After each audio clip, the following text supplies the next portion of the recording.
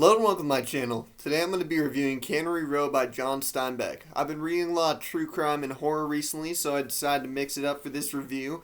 And I decided to pick up Cannery Row, a classic of American literature. I've read Steinbeck before. I've read Of Mice and Men, The Pearl, and East of Eden. And I gotta say, this book was amazing. If you've never read Steinbeck, I definitely suggest picking this up.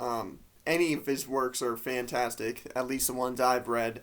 And this definitely is most comparable to Tortilla Flat, in my opinion. Just because it takes place in around the same general area in California. And basically this book is about, it's kind of hard for me to review this and summarize it because and make it sound interesting, because if I explain the plot, it doesn't sound like anything amazing. But trust me when I say it is. This book is about this old marine biologist named Doc and a group of vagrants.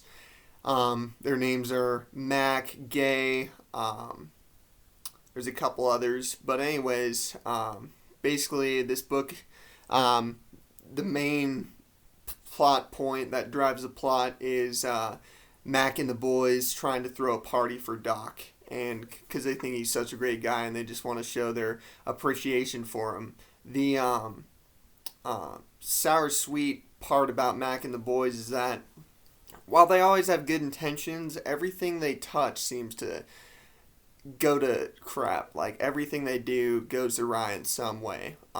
And Steinbeck just paints such a beautiful portrait of this group of gentlemen who are basically homeless, who are out of employment, out of jobs, and he refers to them multiple times throughout the novel as the beauties, the virtues, the graces.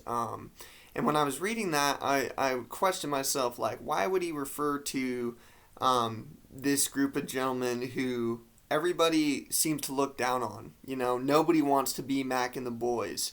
And then I got to thinking, and I think Steinbeck compares them to the beauties, the graces, etc., because while most people value material things and things of value and money, all Mac and the boys really need are love, and all they really need are each other.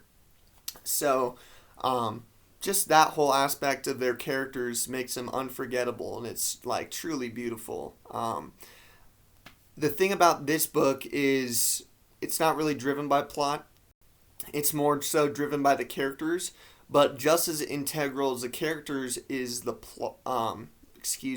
the setting.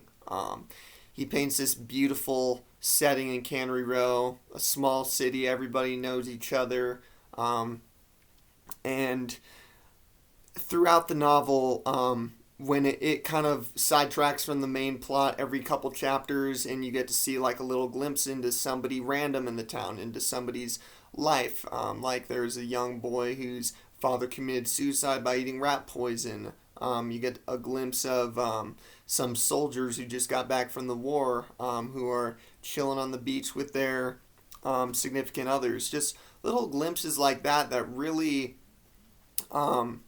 make this whole story so well-rounded, because Cannery Row, it is a real place, and I've never been there, but reading this novel, Steinbeck just makes it seem so real.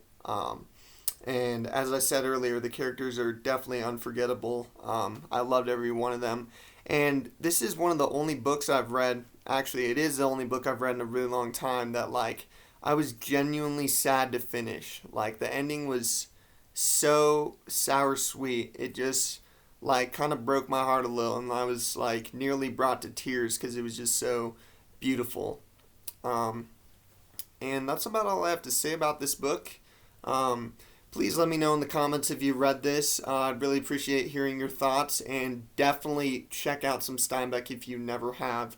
I'd highly suggest this. I'd highly suggest East of Eden. That was one of the best books I've ever read.